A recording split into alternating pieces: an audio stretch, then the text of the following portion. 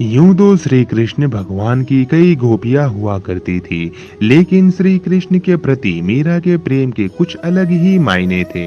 मीराबाई भक्ति और प्रेम की एक ऐसी मिसाल मानी जाती हैं, जिन्होंने अपना पूरा जीवन श्री कृष्ण दर्शन के लिए समर्पित कर दिया। आइए जानते हैं कैसी थी मीरा और कृष्ण की ये अनोखी प्रेम कहानी। मीराबाई का जन्म सन 1498 में राजस्थान के एक राजपूत घराने में हुआ था। उनके पिता का नाम रतन सिंह और माता का नाम वीर कुमारी था। मीरा श्री कृष्ण की बहुत बड़ी भक्त थी।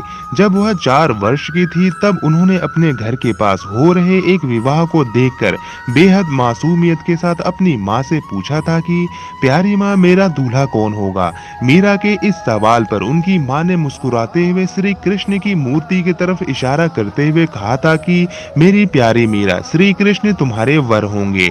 जिसके बाद से ही मीरा श्री कृष्ण को अपना स्वामी मानकर उनके प्रेम में विलीन हो गई। कुछ समय बाद ही मीरा की मां का निधन हो गया था। जब मीरा बड़ी हुई तो उनके मन में यह विश्वास था कि श्री कृष्ण उनसे शादी करने जरूर आएंगे। मीरा बेहद खूबसूरत और स्वभाव की कोमल थी।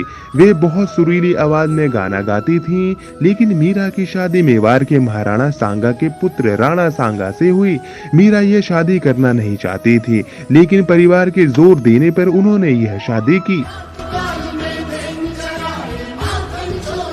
माना जाता है कि शादी के बाद भी मीरा का प्रेम श्री कृष्ण के लिए कम नहीं हुआ। विदाई के समय श्री कृष्ण की वही मूर्ति अपने साथ लेकर गईं, जिसे उनकी मां ने उनका दूल्हा बताया था। शादी के बाद मीरा ससुराल के कामकाज पूरा करने के बाद रोजाना श्री कृष्ण के मंदिर जाया करती थी। वहां जाकर वह श्री कृष्ण की मूर्ति की पूजा करती थी, उनके लिए मधुर आवाज में भजन गाती थी और नृत्य भी करती थी। मीरा का कृष्ण के लिए प्रेम उनकी ससुराल वालों को बिल्कुल पसंद नहीं था। उनकी सास ने उन्हें दुर्गा माँ की आराधना करने पर जोर दिया, क्योंकि उनके ससुराल वाले दुर्गा देवी में बेहद विश्वास रखते थे। लेकिन ससुराल वालों के श्री कृष्ण की आराधना से रोकने पर मीरा ने साफ कह दिया कि मैं पहले ही अपना जीवन कृष्ण के नाम कर चुकी हूँ। इसके बाद मीरा की ननद उद्दाबाई ने उन्हें बदनाम करने की बहुत कोशिश की। उद्दाबाई ने अपने भाई राणा से कहा कि मीरा का किसी के साथ प्रेम संबंध है और उसने मीरा को उस व्यक्ति के साथ देखा है। यह सुनकर राणा बेहद क्रोधित हुए और आधी रात बहन उद्दाबाई के साथ मंदिर जा पहुंचे।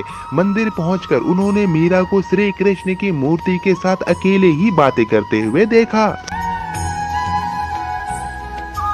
यह देखने के बाद वह गुस्से से चिल्लाए कि मीरा, अपने जिस प्रेमी से तुम बातें कर रही हो उसे मेरे सामने लेकर आओ। इसके जवाब में मीरा श्री कृष्ण की मूर्ति की ओर इशारा कर कहती हैं कि ये मेरे स्वामी हैं, इनसे मेरा विवाह हो गया है।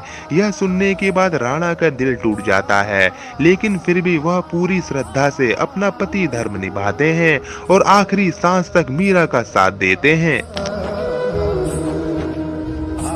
मीरा का देवर विक्रम आदित्य चित्तौड़गढ़ के नए राजा के रूप में चुना गया था। उनको कृष्ण के प्रति मीरा की भक्ति और लोगों के साथ मीरा का मेल जोल पसंद नहीं था। उन्होंने मीरा को मारने के लिए फूलों के हार की एक टोकरी भेजी, जिसके अंदर जहरीला सांप था। मीरा ने जैसे ही टोकरी खोलकर देखा तो उसमें श्री कृष्ण की एक बहुत खूबसूरत मूर्ति फूलों के हार के साथ पाई। इसके अलावा विक्रम आदित्य ने मीरा को मारने के लिए प्रसाद में भी जहर मिलाया। मीरा जानती थी कि उस प्रसाद में जहर है, फिर भी मीरा ने वो जहर प्रसाद ग्रहण कर लिया, क्योंकि उन्हें विश्वास था कि श्री कृष्ण जी उनको जहर से बचा लेंगे। जब मीरा को मारने की कोशिशें हद से ज्यादा बढ़ गईं, तो मीरा ने तुलसीदास को एक खत लिखकर उनसे उनकी राय मांगी। तुलसीदास ने जवाब में लिखा कि उन्हें त्याग दो, जो तुम्हें नहीं समझ सकता है। भगवान के लिए प्रेम ही सच्चा प्रेम होता है, दूसरे रिश्ते झूठे होते हैं। मीरा का जीवन उस समय पूरी तरह से बदल गया जब अकबर और तानसेन वेश बदलकर मीरा के गाने सुनने चित्तौड़गढ़ के मंदिर आ पहुंचे। उन्होंने मीरा के पवित्र चरण छूकर कीमती जौहरात की माला श्री कृष्ण की मूर्ति के आगे रख दी। जैसे ही राणा को यह सूचना मिली वह बेहद क्रोधित हो गए, जिसके बाद उन्होंने गुस्से में मीरा को कहा कि जाकर डूब मरो और जीवन में कभी भी अपना चेहरा मत दिखाना। तुम्हारी वजह से मेरी और मेरे परिवार की बहुत बदनामी हो चुकी है। तुमने हमें लज्जित किया है। मीरा ने राणा की कही बातों का पालन किया और वह गोविंदा गिरधारी गोपाल जपते जपते श्री कृष्ण के ख्यालों में नाचते गाते नदी की ओर बढ़ने लगी। जैसे ही मीरा ने नदी में कूदने की कोशिश की, पीछे से किसी ने उनके हाथ को थाम लिया और वह गिरने से बच गई। मीरा ने मुड़कर देखा तो अपने प्रेमी कृष्ण को पाया। कृष्ण को अपने पास देखकर मीरा को विश्वास नहीं हुआ और वह कृष्ण की गोद में बेहोश होकर गिर पड़ी। ये देखकर श्री कृष्ण मुस्कुराए और मीरा के कान में बोले, मेरी प्यारी मीरा, तुम्हारा जीवन नीश्वर रिश्तेदारों के साथ समाप्त हो चुका है। अब तुम आजाद हो, खुश रहो, तुम मेरी हो और हमेशा मेरी ही रहोगी। इसके बाद मीरा वृंदावन चली गईं।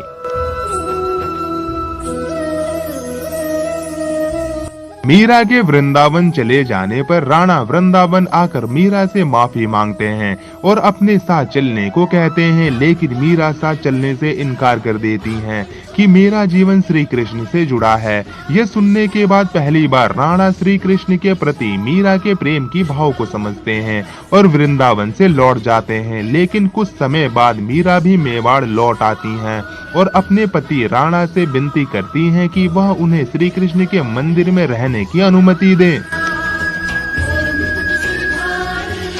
माना जाता है कि जन्माष्टमी के पर्व पर द्वारका में श्री कृष्ण के मंदिर में मीरा श्री कृष्ण से कहती हैं कि ओ गिरधारी, क्या आप मुझे बुला रहे हैं? मैं आ रही हूँ। मीरा को यह कहते सुन राणा और वहाँ मौजूद सभी लोग हैरान रह जाते हैं। माना जाता है कि श्री कृष्ण को पुकारते ही मीरा में एक तरह का प्रकाश उत्पन्न हुआ और मंदिर के कपाट खुद से बंद हो गए। जब कपाट खुलते हैं तो मीरा की साड़ी कृष्ण भगवान की मूर्ति पर लिपटी हुई होती है, लेकिन मंदिर में मीरा नहीं होती। सिर्फ मीरा और उनकी बांसुरी की आवाज सुनाई देती है। माना जाता है कि मीरा श्री कृष्ण की मूर्ति में ही समा गई थी।